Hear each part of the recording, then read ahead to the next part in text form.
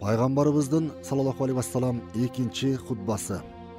Пайгамбарыбыз саллаллаху алейхи вассалам жеңиштин экинчи күнү бешим намазынан кийин Каабанын тепкичине чыгып, далысын Каабага таяп, Алла Таалага шүгүр келтирип, мактоолор айткандан кийин калкка мындайча кайрылат.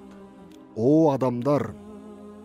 Аллах асман менен жерди, күн менен айды жараткан күнү Меккени харам жана кол тийбес кылган. Кыямат күнүнө чейин харам жана кол тийбес бойдон калат. Аллахка жана акырет күнүнө ишенгендер үчүн Меккеде кан төгүү, дарак кыюу адал болбойт. Меккеде кан төгүү менден мурун эч кимге адал болбогондой эле, менден кийин да эч кимге адал болбойт. Бул айткандарымды азыр угуп тургандар бул жерде болбогондорго жеткирсин. Ушул күндөн баштап кимде ким өлтүрүлсө, өлгөндүн үй бүлөсү үчүн ушул төмөнкү эки нерсенин каалаганын тандай алат. Же өлтүргөн адамдын өзү өлтүрүлүшү, же өлтүрүлгөн адам үчүн анын кунун талап кылышы. Адамдардын Аллахтын алдында эң урматсызы чектен аша чаап кеткени. Аллахтын үйүндө киши өлтүргөн, өч алуу үчүн киши өлтүргөн киши. Исламда адам атасынан же ата тарабынан болгон туугандан башка бирөөгө кандаш тууганга болот деген түшүнүк жок. Исламда адам атасынан же ата тарабынан болгон туугандан башка бирөөгө кандаш тууган болот деген түшүнүк жок. Туулган бала төшөктүн ээсине таандык болот. Айткан сөзүн далилдешке доочу милдеткер, танган адам ант ичүүгө милдеткер. Исламда жахилия келишими жок, жеңиштен кийин хижрат жок, бирок ыйык согуш жана ага ниеттенүү болот. Мусулман мусулмандын бир тууганы, бардык мусулмандар боордош. Мусулмандар душмандарына каршы бир колдой, ар дайым биримдикте күрөшүшөт. Мусулмандардын кандары бири-бирине тең. Жалпы жоопкерчиликтерин алардын эң жөнөкөйү, эң алыскылары да жүзөгө ашырууга аракеттенет. Жакшылап билип алгыла. Исламда бир каапыр үчүн бир мусулман өлтүрүлбөйт. Убада сөзгө байлангандар уруш ачкан каапыр үчүн убадасынан улам өлтүрүлбөйт. Исламда өз ара алмаштыруу жолу аркылуу махырсыз үйлөнүү жок. Аялы көзү тирүү турганда анын үстүнө аталаш эже сиңдисин же болбосо таяжесин никеге ала албайт. Күйөөсүнүн уруксаты болбосо аялы анын мал мүлкүнөн бир нерсе таратуусу туура эмес. Аял жанында махрамы болбосо 3 күндүк жолго чыга албайт. Муну жакшы билип алгыла. Мураскор үчүн осуяттын кереги жок. Бөлөк диндердин өкүлдөрү бири-бирине мураскор боло албайт. Манжалар кесилген болсо, ар биринин куну 10 төө. Сөөгү көрүнүп калган оор жаракаттардын ар биринин куну 5 төө. Багымдат намазы окулгандан кийин күн чыкканга чейин башка эч кандай намаз окулбайт. Асыр намазынан кийин күн батканга чейин да башка эч бир намаз окулбайт. Силерди 2 күндө орозо кармоого тыюу салам. Бири Курман айт, экинчиси орозо айт күнү. Мен силерге силер түшүнө алган жана аткара алган жолду көрсөттүм. Сикая жана хижаба милдеттеринин ордунда калтырылышы. Пайгамбарыбыз саллаллаху алейхи вассалам жеңиш хутбасында сикая жана хижба кызматтарынан тышкары жахилия дооруна таандык бардык каада салттарга тыюу салды. Ажыларга суу тартуу милдети болгон сикая ошол кезде пайгамбарыбыздын саллаллаху алейхи вассалам абасы Азирети Аббастын мойнунда болчу. Каабага кызмат кылуу вазифасы хижаба болсо Азирети Усман бин Талха деле. Азирети Аббас пайгамбарыбызга саллаллаху алейхи вассалам келип ушул эки милдетти тең сурайт. Бирок пайгамбарыбыз саллаллаху алейхи вассалам ага мурда кылып жүргөн сикая деген милдетин гана калтырууну туура көрдү. Пайгамбарыбыз саллаллаху алейхи вассалам каабанын ачкычын колунда кармап турган эле. Бардыгы ошол кызматка ээ болгулары келип турушту. Бирок ал мурунтан бул кызматты аркалап келген Азирети Усман бин Талханы чакырып, каабанын ачкычын ага тапшырат. Меккеликтердин пайгамбарыбызга саллаллаху алейхи вассалам ант бериши. Пайгамбарыбыз саллаллаху алейхи вассалам жалпы кечирим жарыялагандан кийин Сафа дөбөсүнө чыгып, Курайштардын анттарын кабыл алат. Бир топ жылдар мурда ушул эле дөбөдөн пайгамбарчылыгын ачык жарыялагандыгы катуу каршылыкка учураса, эми ошол дөбөдөн ошондогу каршы чыккан кишилердин ыйман айтып мусулман болуусун кабыл алып жатты. Оболу эркектер Аллахка жана пайгамбарына ишенүү жолунда бекем турууга ант беришти. Эркектерден кийин аялдар ант беришет. Аялдар Аллахка эч нерсени орток кошпоого, уурулук кылбоого, кыздарын өлтүрбөөгө, ойноштук кылбоого жана намыстарын сактоого, тигил же бул маселелер тууралуу Аллахтын элчисине каршы чыкпоого пайгамбарыбызга саллаллаху алейхи вассалам ант беришет.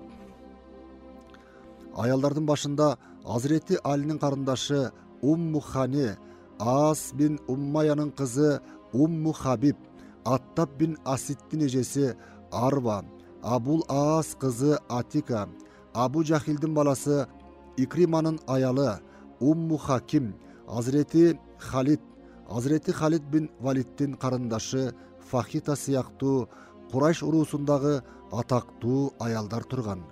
Алардын арасында кай жерде көрүнсө да өлтүрүлүүгө өкүм кылынган Абу Суфьяндын аялы Хинд да бар эле. Ал таанылбас үчүн кийимин өзгөртүп кийип алып келген. Кылгандарына өкүнүп, кечирим сураганы келген болчу. Пайгамбарыбыз саллаллаху алейхи вассалам аны мусулмандыкты кабыл алган үчүн бардык күнөөлөрүн кечирип, антын кабыл алат.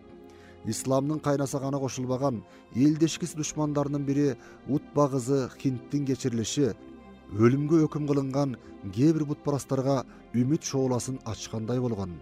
Убакытты көп созбостон алар да өздөрү келип исламды кабыл алышат.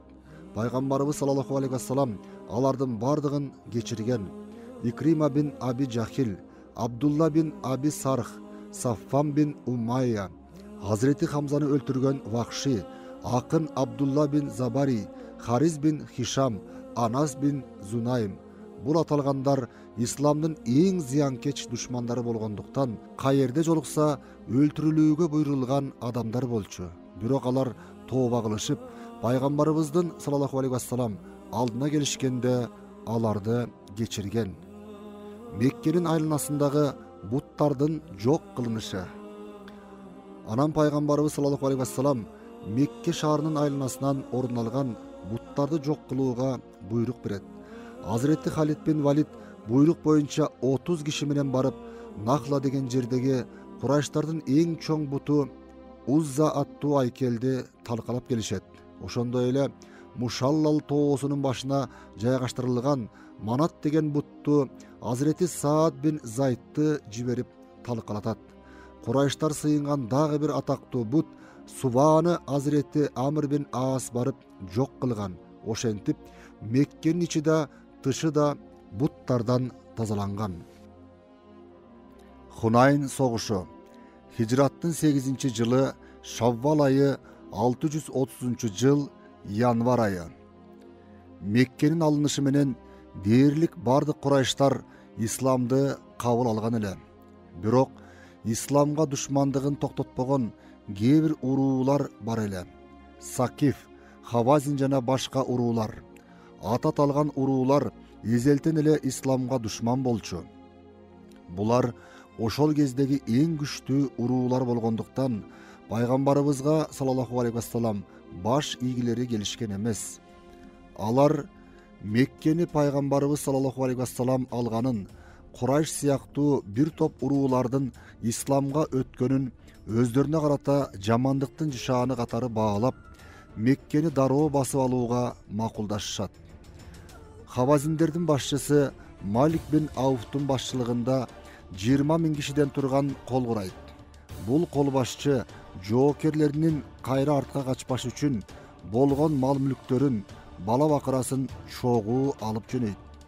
Пайгамбарыбыз саллаллаху алейхи вассалам булар тууралуу дароо кабар алып, согушка шашылыш даярдык көрө баштайт. Али мусулман боло элек Саффан бин Умаядан 100 даана соот жана куралды аманат катары алат.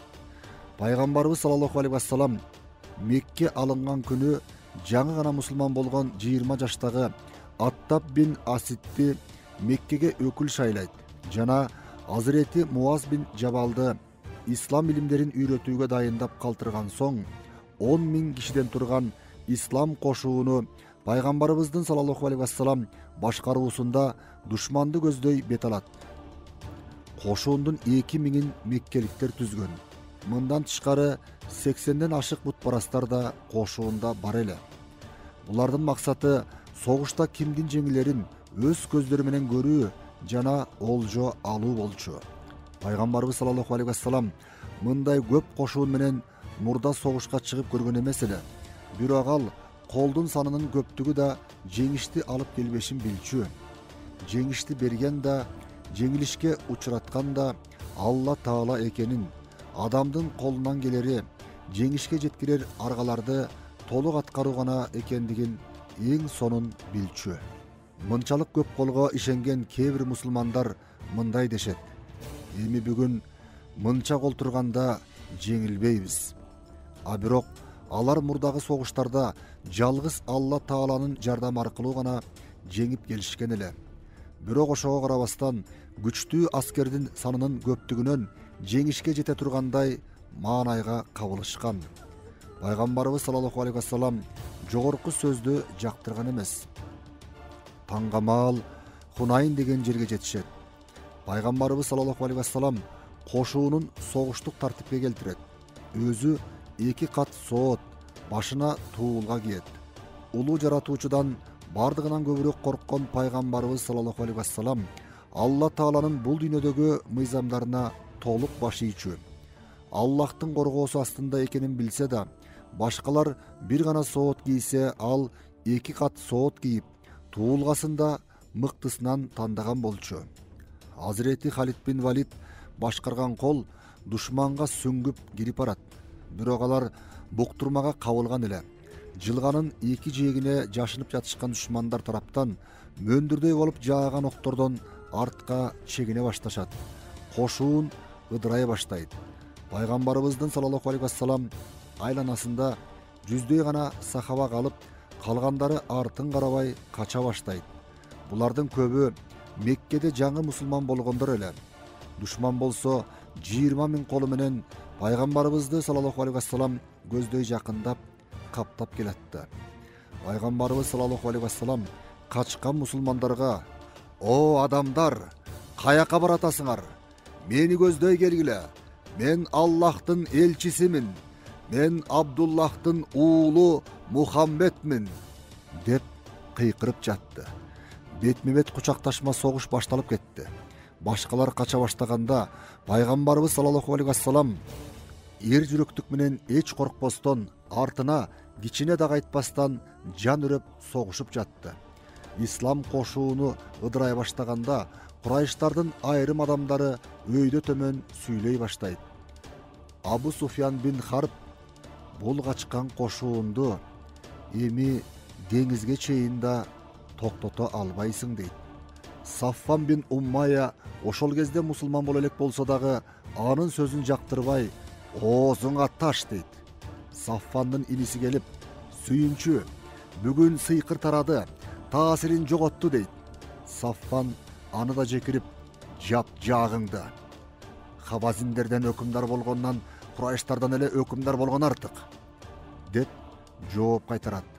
Сухайл бин Амр болсо: "Мухаммед жана сахабалары эми кайра өздөрүнө келе алышпайт, согуша албайт" дейт. Жаңы мусулман болгон Абу Жахилдин уулу Икрима: "Анткениң туура эмес. Жеңиш жалгыз Аллахтын гана колунда. Мухаммедтин колунан эч нерсе келбейт. Бүгүн ал жеңилсе, эртең сөзсүз ал жеңет" дейт. Алла Тааланын Пайгамбарыбызды саллаллаху алейхи вассалам өлүмдөн куткаруусу. Ушундан кыйын кезде мусулман боло элек кээ бир Курайш бутпарастары пайгамбарыбызды саллаллаху алейхи вассалам өлтүргүлөрү келишкен. Шайба бин Усман булардын бири эле. Ухуд согушунда атасы өлтүрүлгөн. Ошонун өчүн ала албай бук болуп жүргөн. Пайгамбарыбызды саллаллаху алейхи вассалам артынан келип өлтүрмөй болот. Ага абдан жакын келет. Кылычын белендеп, эми чабайын деп турганда, экөөнүн ортосунда жалбырттап күйгөн жалын пайда болот. Шайба коркуп кетет. Пайгамбарыбызды саллаллаху алейхи вассалам Алла Таала коргоп жатканын эми түшүнөт. Пайгамбарыбыз саллаллаху алейхи вассалам болсо ага кайрылып карап күлүмсүрөп: Шайба, жаныма кел" дейт. Коркконунан калтыраган Шайбанын көкүрөгүнө берекелүү колун коюп: "О жаратканым, мындан шайтандын шек күмөндөрүн жогот" деп дуба кылат. Шайба дароо өзгөрүп, жүрөгүндөгү кек, өч алуу сезими жоголот. Жүрөгүнө ыйман толот. Бул окуяны ал кийин мындайча эскерет: "Колун көкүрөгүмдөн ала электе эле муну түшүндүм.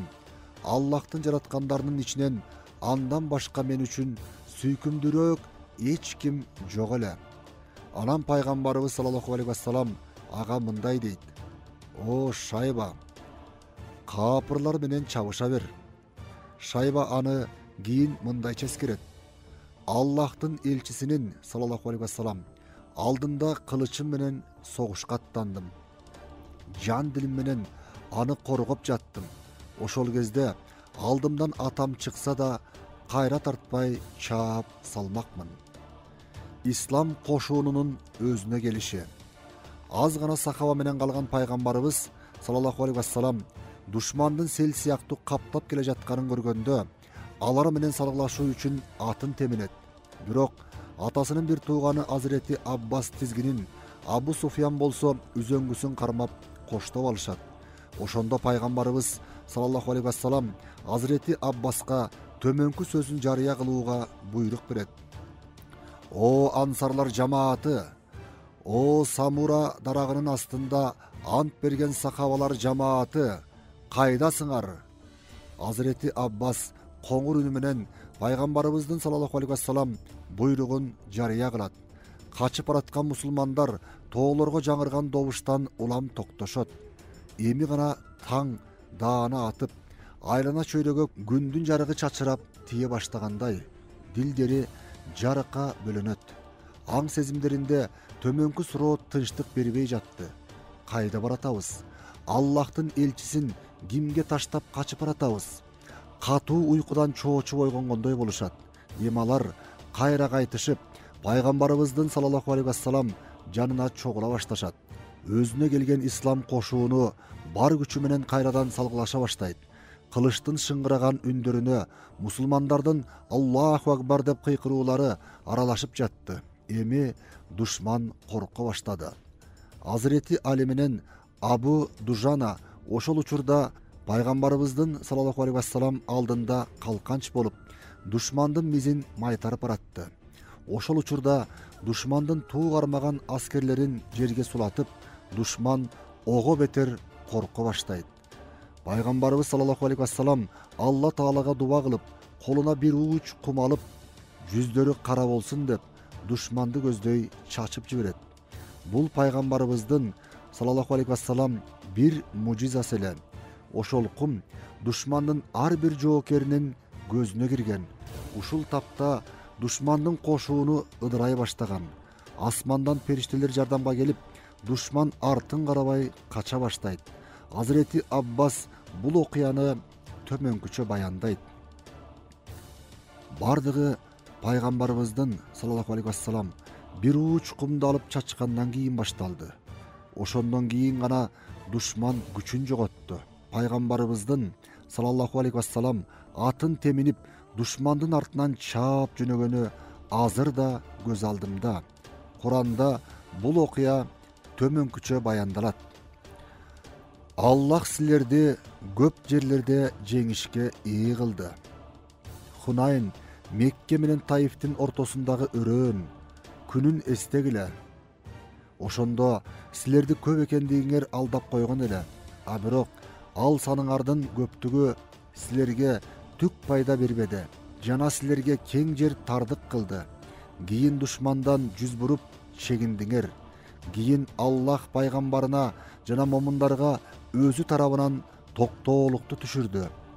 Ошондой эле силер көрбөгөн аскерлерди, периштелерди түшүрдү жана капыр адамдарды азапка дуушар кылды.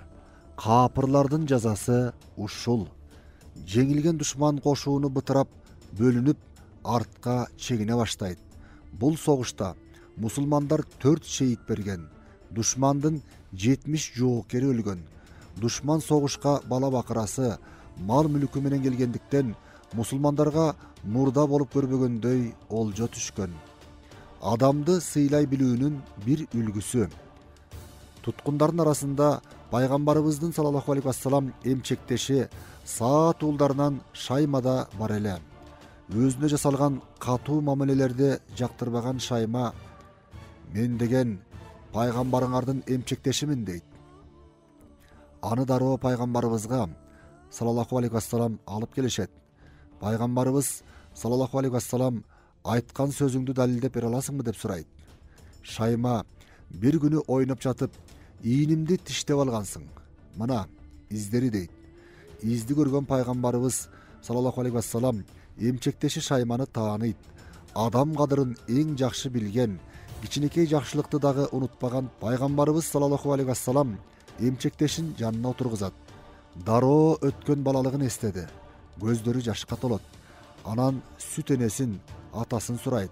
Шайма алардын не бак тигил дүйнөгө кеткенин айтат. Пайгамбарыбыз саллаллаху алейхи вассалам Шаймага бир топ мал берип, журтун көздөй жөнөтөт. Пайгамбарыбыз саллаллаху алейхи вассалам качкан хавазиндердин артынан сая түшүп кууп жетип, акыркы жеңишти камсыз кылууну сахабаларга буйрат. Кошуунун алдыңкы бөлүгүн Азирети Халид бин Валид жетектеп баратты. Афтастагы кагылышуу. Хунайн согушунда ыдыраган хавазиндердин бир бөлүгү Афтас деген жерде жыйналышыптыр. Пайгамбарыбыз саллаллаху алейхи вассалам аларга Азирети Абу Амр Ашари башчылыгында бир топ мужахидтерди жөнөттү. Бул жердеги душман коргонууга өтөт.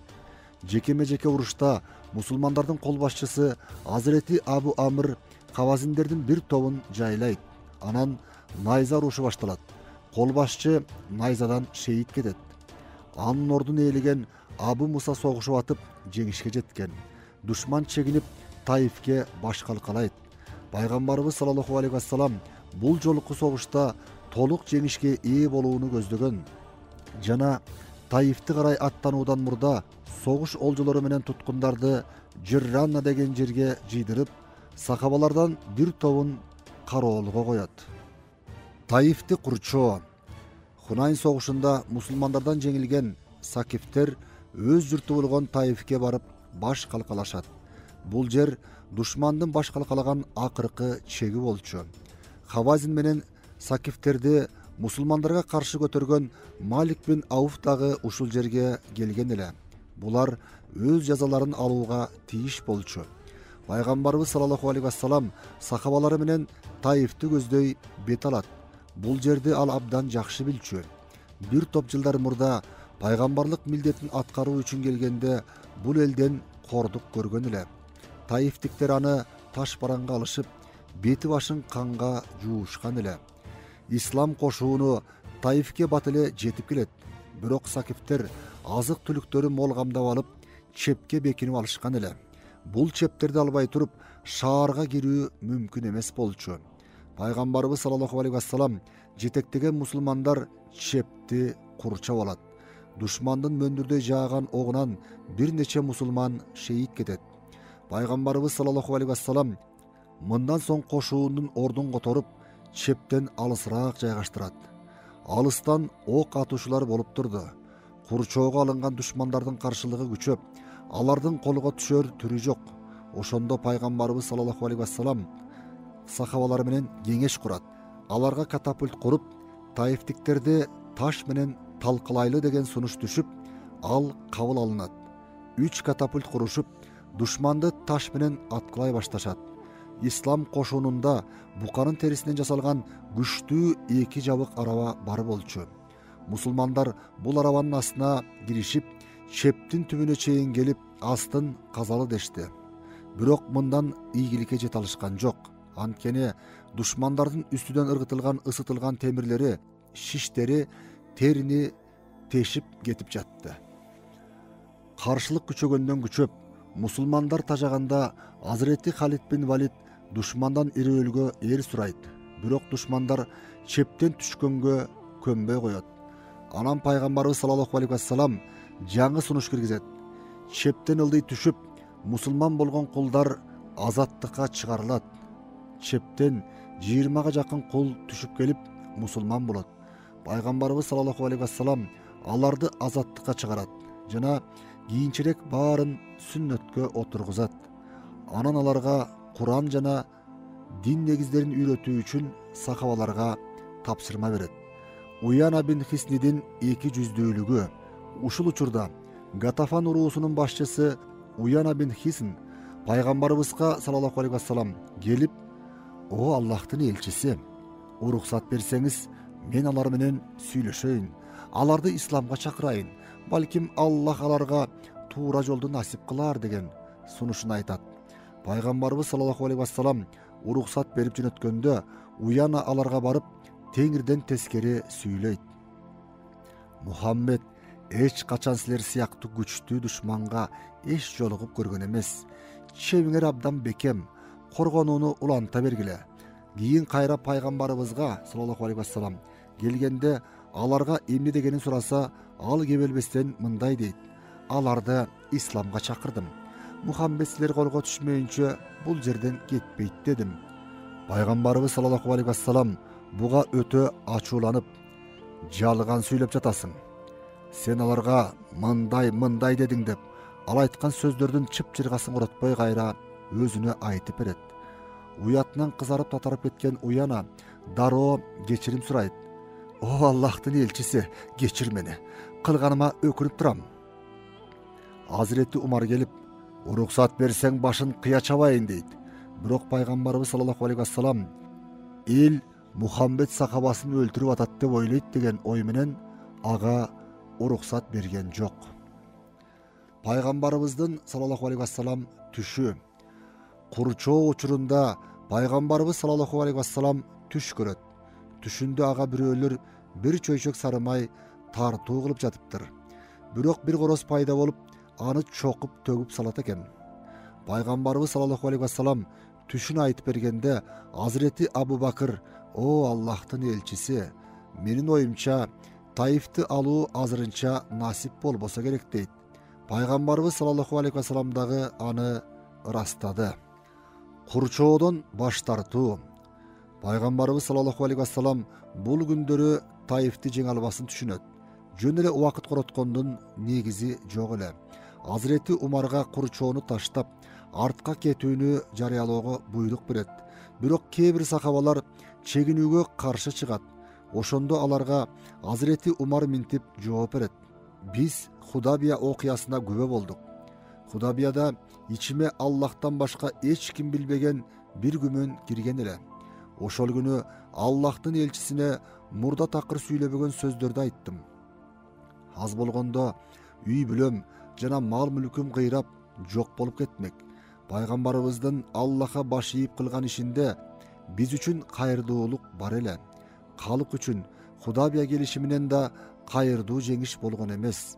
Аллахтын элчисинин пайгамбар катары жиберилген күндөн баштап Худабия тынчтык келишимине чейин көп адам тынчтык жолу менен мусулман болушту.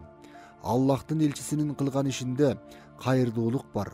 Мен Худабия келишиминен кийин эч качан эч бир иш тууралуу ага каршы чыга албаймын. Бул иш Аллахтын иши. Ал каалаган нерсесин пайгамбарына ыйык кабар аркылуу билдирет. Бирок пайгамбарыбыз саллаллаху алейхи вассалам мусулмандар байкап көрүшсүн деп дагы бир күн калып согушууга уруксат берет. Эртеси саллашышты. Бирок жаракат алгандан башка эч ийгиликке жетишкен жок. Мусулмандар эми өздөрү кетүүгө кам көрүшөт. Пайгамбарыбыз саллаллаху алейхи вассалам 30 күн бою уланган курчоодон кийин Таифтен сахабалары менен аттанып Джиранна деген жерди көздөй жөнөйт. Бул жерге топтолгон колго түшкөн туткундар менен олжолор абдан көп эле. Колго түшкөн аялдар менен балдардын саны эле 6000ден ашуун эле. Мындан тышкары 24.000 төө, 40.000 кой эчки жана 5 тоннадан ашык күмүш бар болчу. Хавазиндер мусулман болуп келишеби деген үмүт менен пайгамбарыбыз саллаллаху алейхи вассалам туткундарды бөлүштүрбөстөн 10 күн күтөт. Анан алар келбеген соң туткундарды мусулмандарга бөлүштүрүп берет. Хавазиндерден өкүлдөр келет. Алар хавазиндердин бардыгы исламды кабыл алышкандыгын билдирет. Андан мурун пайгамбарыбыз саллаллаху алейхи вассалам алар үчүн Аллахка дуа кылган эле. Демек, Алла Таала анын дубасын кабыл кылган экен да. Пайгамбарыбыздын саллаллаху алейхи вассалам сүт энеси Халима хавазиндер уруусунан болчу. Муну эскертишип, мусулмандарга бөлүштүрүлүп бүткөн мал мүлк жана туткундарды кайра берүүсүн өтүнүшөт. Пайгамбарыбыз саллаллаху алейхи вассалам аларды 10 күн күткөнүн, алардын көп кечиккенин айтып, эми кайра олжону кайтарып бере албасын билдирет. Бирок аларга бир шарт коет: же мал мүлктөрүн алышсын, же бала бакырасын, аялдарын алышсын. Хавазиндер экинчисин тандап алышкан. Малик бин Ауфтун мусулман болушу. Пайгамбарыбыз саллаллаху алейхи вассалам хавазиндерге бала бакырасын, аялдарын бергенден кийин Малик бин Ауф азыр эмне кылып жатат деп сурайт. Хавазин өкүлдөрү качып Таиф чебине башкала калады. Азыр Сакифтердин жанында деп жооп беришет. Анда пайгамбарыбыз саллаллаху алейхи вассалам: ага айта баргыла. Эгер ал мусулман болуп жаныма келсе, үй бүлөсүн, мал мүлкүн кайтарып берем. Мындан тышкары 100 төө белеке берем деп убада берет.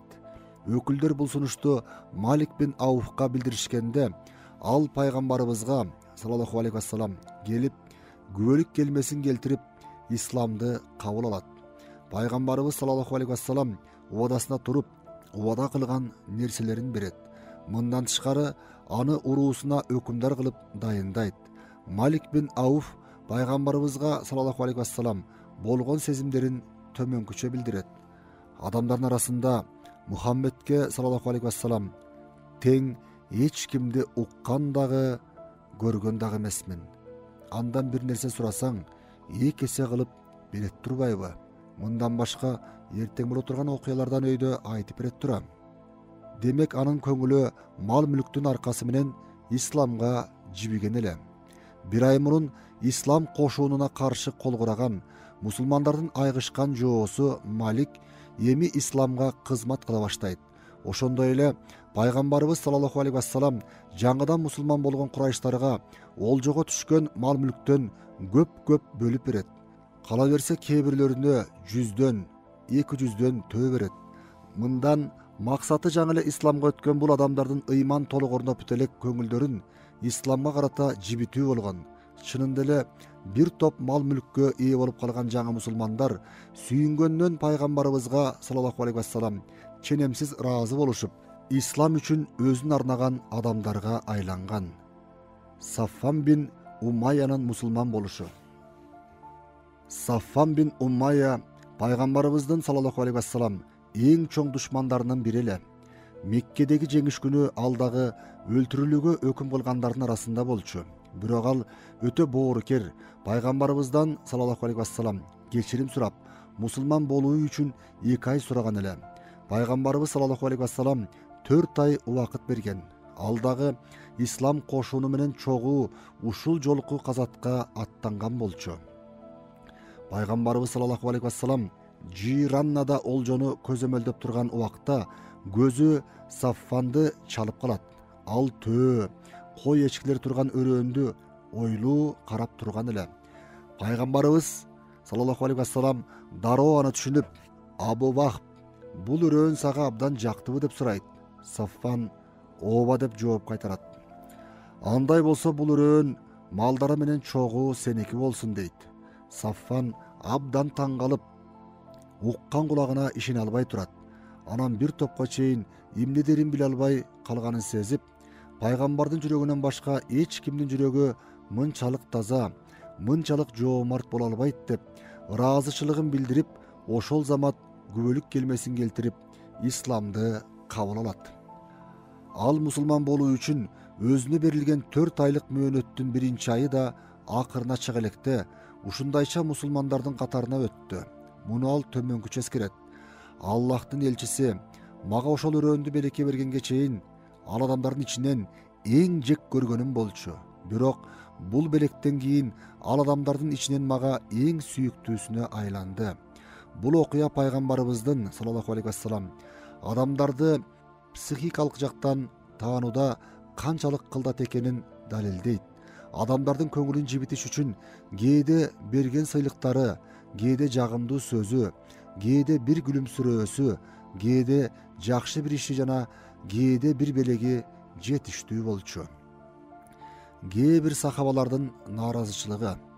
Пайгамбарыбыздын саллаллаху алейхи вассалам мусулман боло элек адамдардын көңүлүн жибитиш үчүн колдонгон бул ыкмаларынын себептерин түшүнбөгөн кээ бир мусулмандар ага каршы чыгышат. Алар пайгамбарыбызды саллаллаху алейхи вассалам мусулман эместерди жана жаңы мусулмандарды эски мусулмандардан жогору коюп сыйлап жаткандай сезишет. Пайгамбарыбыздын саллаллаху алейхи вассалам ойлогону такыр башка эле. Азирети Саад бин Аби Ваккас аларга болушуп мындай дейт: "О Аллахтын элчиси, Жуайл бин Сурака турганда сиз Уянна бин Хисниге окшогондорго 100дөн төбө бердиңиз." Пайгамбарыбыз саллаллаху алейхи вассалам алардын даттануусун толук түшүнөт. Ырас, сахабалардан Жуайл чындап эле жеткен кембагал эле. Бирок ыйманга абдан бай эле. Пайгамбарыбыз саллаллаху алейхи вассалам Азирети Саад бин Аби Ваккаска төмөнкү жоопту берет: "Эгер Уянна сыяктуулар жер бетин каптап кетсе дагы, Жуайл алардын баардыгынан кайырдуу болмок. Бирок мен алардын көңүлдөрүн исламга жылытыш үчүн ушундай кылып жатам. Жуайлга бекем ыйманын жана акыретте күтүп турган сыйлыктарын калтырдым." Пайгамбарыбыздын саллаллаху алейхи вассалам ансарларга сүйлөгөн сөзү. Пайгамбарыбызды саллаллаху алейхи вассалам чындап капа кылганы Мадиналык мусулмандардын кээ биринен уккан сөздөр эле. Чынында ансарларды пайгамбарыбыз саллаллаху алейхи вассалам жанындай көрчү. Аларга бир жолу минтип айткан: "Менин жашоом силердин жашооңор, менин өлүмүм силердин өлүмүңөр." Пайгамбарыбыз саллаллаху алейхи вассалам кече эле мусулмандарга бардык күчү менен душмандык кылган, ислам ыйман жолунда кичине да кызмат кылып көрбөгөн адамдарга көптөгөн тартууларды бергенде ансарлардын кээ бир жаштары каршы чыгат. Пайгамбарыбыз саллаллаху алейхи вассалам бул нааразычылыктан кабардар болгон соң ансарларды бир жерге топтоп төмөнкү сөзүн айтат: "О ансарлар жамааты, силер кээ бир жагымсыз сөздөрдү айтыпсыңар." Ансарлар болсо мындай сөздөрдү кээ бир жаштар айтканын, көпчүлүк мындай ойдо эместигин баяндашат. Пайгамбарыбыз саллаллаху алейхи вассалам аларга мындай дейт: "О ансарлар, силер кайсы жолго түшөрүңөрдү билбей турганда мен жаныңарга келбедим беле? Аллах мен аркылуу силерге туура жолду көрсөткөн жокпу? Силер кедей кембагал болуп турганда Аллах мен аркылуу силерге байлык берген жокпу? Силер бири-бириңерге душман элеңер. Аллах мен аркылуу силерди бириктирген жокпу?" Ансарлар жамааты: "О Аллахтын элчиси" дешет. "Сен бизди караңгылыктан жарык нурга чыгардың. Биз сен аркылуу тозоктон кутулдук. Сен аркылуу туура жолду таптык. Биз Аллахты жараткан катары, Мухаммедти саллаллаху алейхи вассалам пайгамбар катары кабыл алганбыз. Биз Аллахка жана элчисине милдеткербиз. О Аллахтын элчиси, сен каалаган нерсеңди кыл." Бирок буга карабастан пайгамбарыбыз саллаллаху алейхи вассалам сөзүн бүтүргөн жок. Көңүлдөрүндө эч бир таарынуунун калбашын каалаган, сөздөрүн төмөнкүчө улантат: "О ансарлар жамааты, силер кааласаңар, сага эч ким ишенбей койгондо бизге келдиң. Биз сага ишендик деп айтмаксыңар. Бул айтканыңар чындык болмок. Сени эч ким карабай койгондо бизге келдиң. Биз сенден жардамыбызды такыр аяган жокпуз. Сен журтуңан куулган элең. Биз сени кучак жайып тосуп алдык. Сен бизге эч нерсең жок келген элең. Биз сени өз жаныбыздан артык көрүп бактык. Ооба, эгер ушундай деп айткан болсоңор, мен силерди tasdiqtamakmın. Anam Paygambarыбыз sallallahu aleyhi vesselam sözdün toğater jerini aytat.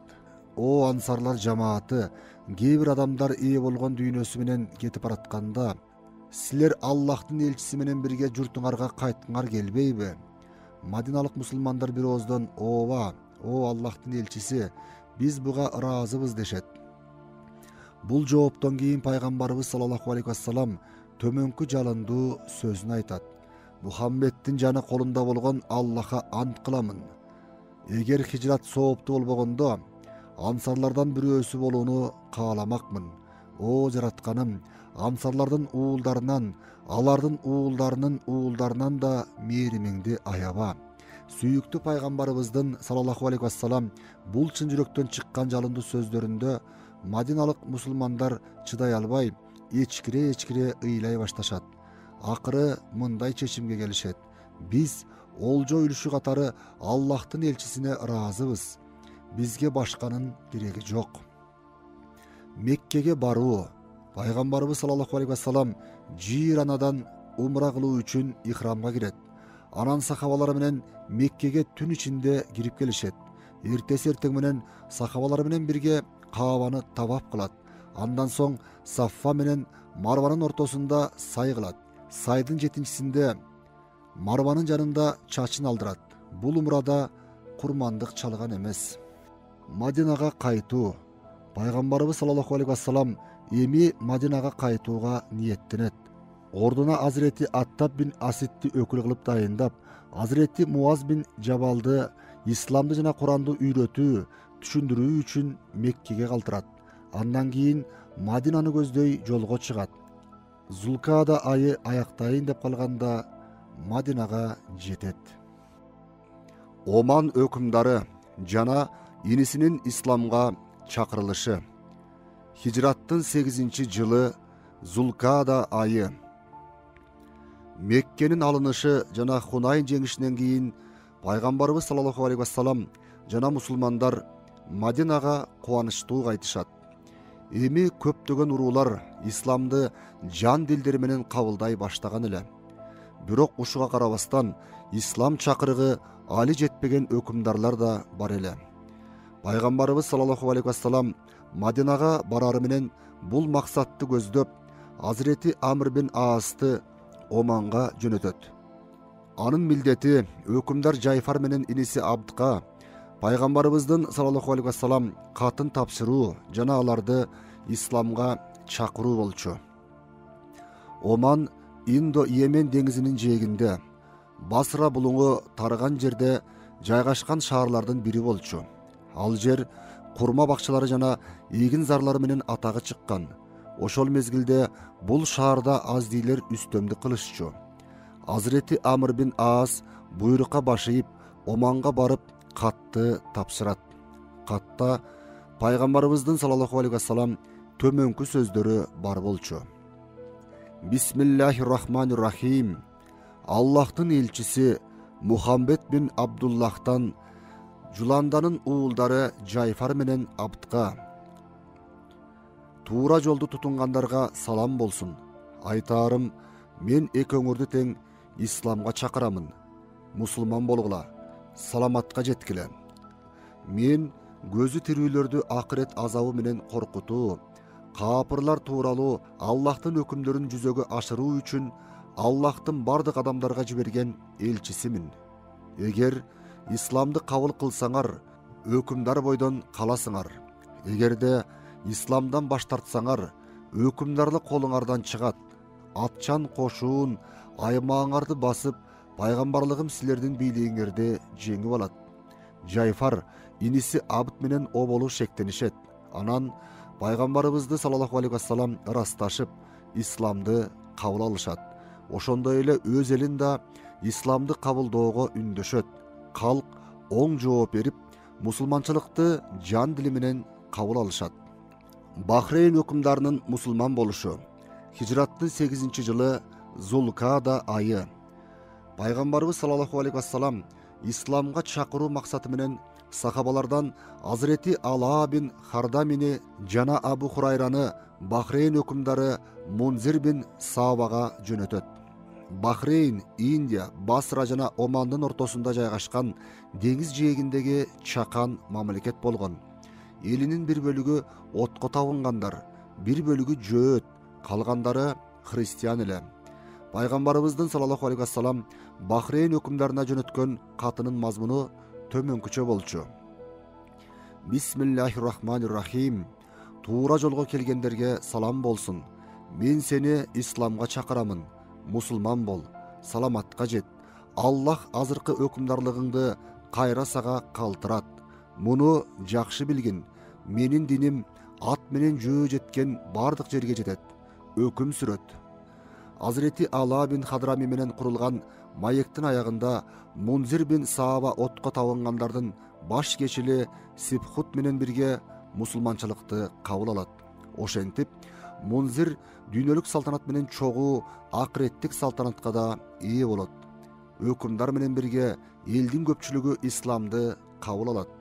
Өкүмдар Мунзир пайгамбарыбызга саллаллаху алейхи вассалам бир кат жазат.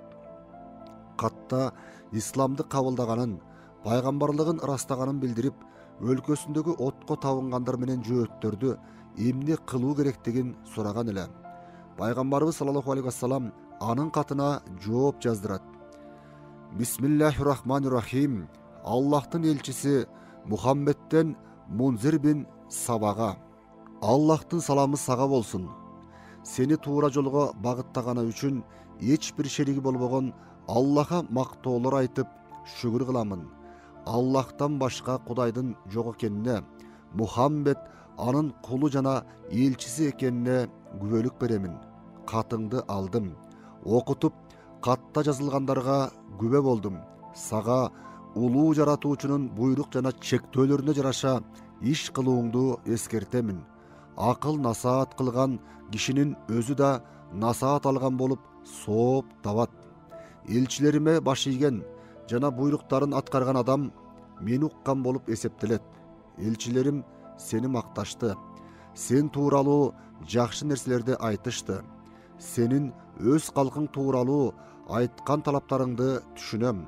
Алардан мусулман болгондору ислам боюнча жашай беришсин. Күнөөлүүлөрдүн мурунку кылмыштарын кечир жана эски күнөөлөрү үчүн жазалаба. Сен бизге жакшы мамиле кылгандан кийин сени ишиңден, жериңден алыстатпайбыз. Өкүлүбүз катары ошол жерде каласың. Жөөттөргө жана отко сыйынган бойдон калгылары келгендерге жизя салыгын сал. Салам жана Аллахтын мээрими сага болсун. Пайгамбарыбыз саллаллаху алейхи вассалам андан кийин да Мунзир менен бир нече жолу кат жазышканы белгилүү.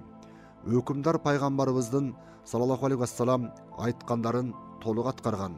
Хижраттын 8-жылында айланадагы уруулардын көбү Мадинага келип, исламды кабыл алышкан. Ибрахимдин дүйнөгө келиши.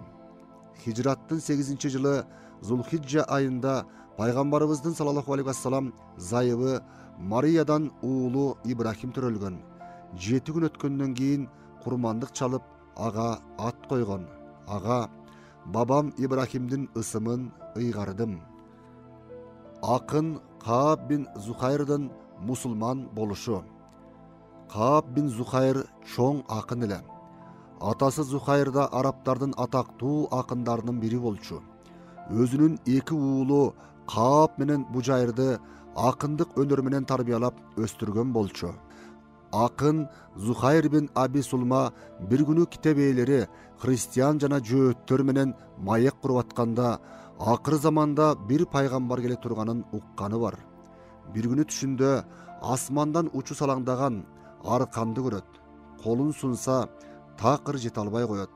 Эртеси койгонгондо жипти акыр замандын пайгамбары деп өзүнүн ал учурга жете албай турганын түшүнөт. Ушундан улам балдарына келе турган пайгамбарга ыйман келтиргиле деп осуят калтырып кеткен эле. Курандын укмуш көркөм кереметине таң калган көптөгөн адабиятчы, чечен, акындар исламга өтүшкөн. Бирок ушуга карабастан курулай кечирлик кылып исламга моюн сунбай, пайгамбарыбызга саллаллаху алейхи вассалам акарат кылып турган акындар да бар эле. Мына ушулордун бири Каап бин Зухайр болчу. Атасынан кийин эң күчтүү акындардан бирине айланган. Иниси Бужайр мусулман болсо дагы Каап бутпарас бойдон кала берген. Жазган ырлары менен мусулмандарды кордоп жатты. Акыры иниси мусулман болгондо ачуусуна чыдабай оозго алгыс сөздөр менен ыр түрүндө кат жазып инисине жөнөтөт. Иниси Бужайр ал катты пайгамбарыбызга саллаллаху алейхи вассалам келип окуп берет. Бул ырда мусулмандарга өтө оор акарат келтиргендиктен мусулмандардын сабыр күчү түгөнө жаздайт. Ошондуктан пайгамбарыбыз саллаллаху алейхи вассалам төмөнкү уруксатын берет. Ким Каап бин Зухайрды көрсө өлтүрсүн, куну да төлөнбөйт. Бул уруксаттын берилишинен кийин иниси Бужайр акыркы жолу бир тууганы катары агасына насаатын айтып, туура жолго келүүгө үндөп, пайгамбарыбыздын саллаллаху алейхи вассалам жогорудагы уруксатын билдирип кат жазат. Кутулуш чара катары кечирим сурап келиши керек экенин сунуштайт. Катталган Каап көчүк басып отура албай калат. Жер бети ага тар боло баштайт. Ажалы мурдунун учуна келип калганы сезгенсип, олуттуу ойлоно баштайт. Көпкө ойлонгондон кийин пайгамбарыбыздан саллаллаху алейхи вассалам кечирим суроо чечимине келет. Ошентип ал Мадинага пайгамбарыбыздын саллаллаху алейхи вассалам алдына келет. Пайгамбарыбыз саллаллаху алейхи вассалам анын чындап эле тооба кылып жасагандарына карата бушайман болуп келгенин билген соң аны кечирет. Анан күбөлүк келмесин келтирип мусулман болот. Жан дүйнөсү исламга толук ачылган Каап бин Зухайр араб адабиятынын классикалык чыгармаларынын бирине айланган Баанат Суат, Суаттан айрылуу деп аталган улуу дастанын ошол замат пайгамбарыбызга саллаллаху алейхи вассалам арнап төгө баштайт. Кет талыска жүрөк сыздайт, жетпей ага талпынам, куса болуп тентип жүрөм, кулдай ээрчип артынан. Жал-жал карап боздо деле кара көздүү эликтей, жал ооруган карашына түтмөк эле кайсы жан. Сымбатын айт, келатканда, кайра артка кайтканда, сулуулуктун түрүмүн чабар тура, кардай аппак, тиштеринин жаркынына чагылган, кандай ширин күлкүсанын, суусун шербет, балсым ал. Айрылуунун азабынан жүрөк канап турганда, айыктырбай туз себишти айыңчылар антурар. Айтат мага, Абысулма уулу, жет тажалың, өлдүм дей бер, баары бүттү. Башың сенин жанчылар, жан айласы такыр жок деп жалт бурулду досторум. Жалдырадым, жөлөк болоор адам таппай калкыман, айттым анан. Анда силер тоспогула жолумду, ар не болсо, ырайымдуу Аллах өзү алчу жан. Айырмасы кайсы өмүрдүн адам үчүн аз көппү. Акыры бир күн ажал деген кууп жетет артыңан. Керек болсо жалбарамын, пайгамбарга мен барып кечирер дейм, пейлигенен деңиз сындуу чалкыган. Өлүм самап баратасың пайгамбарга дешталар, өкүм анын калыс дедим, адилеттик даңкы бар. Келдим анан пайгамбарым, башым тийип алдыңа, кесер болсоң мойнум даяр, калыс сотко тартылам. Кечире көр, ак жөп башта элчисисиң Аллахтын, кереметтүү ыйык Куран белегине арзыган. Чекилигим көп болсо да, чечимиңден үмүт бар, чечекейим чеч болдуго ушакчынын калпынан.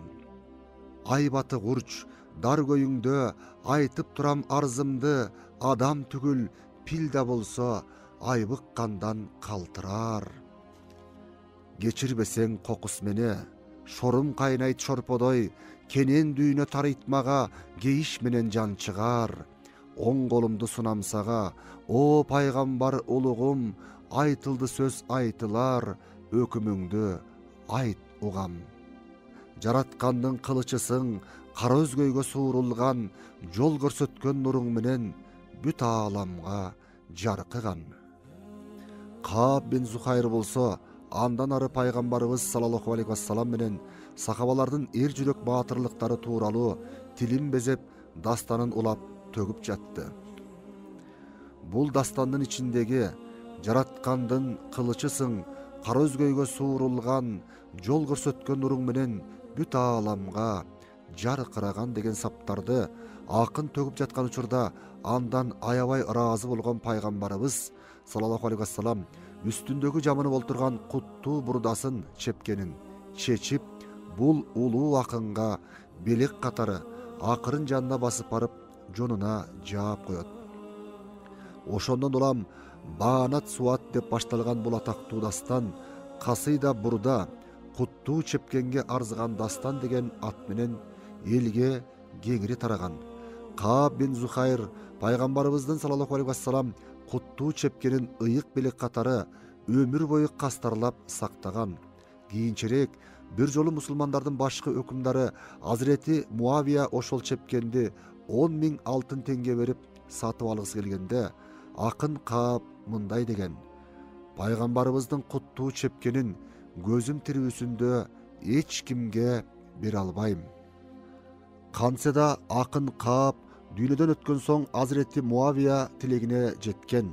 Ал Каабтын мураскорлоруна 20.000 алтын теңге берип, пайгамбарыбыздын саллаллаху алейхи вассалам ал куттуу чепкенине ээ болгон. Бүгүнкү күндө ошол куттуу чепкен ыйык аманаттар катарында Стамбулдагы Топкапы сарайы музейинде сакталуу турат. Хижраттын 8-жылынын башка кээ бир маанилүү окуялары. Бул жылы Гатафан уруусунун башчысы Уяна бин Хисн мусулман болгон. Ошондой эле пайгамбарыбыз саллаллаху алейхи вассалам Меккени алган учурларда Сулайм уулдарынан 1000ге чукул адам келип мусулман болгон. Жана булар Хунайн, Таиф согуштарында мусулман аскерлери менен чогуу болгон.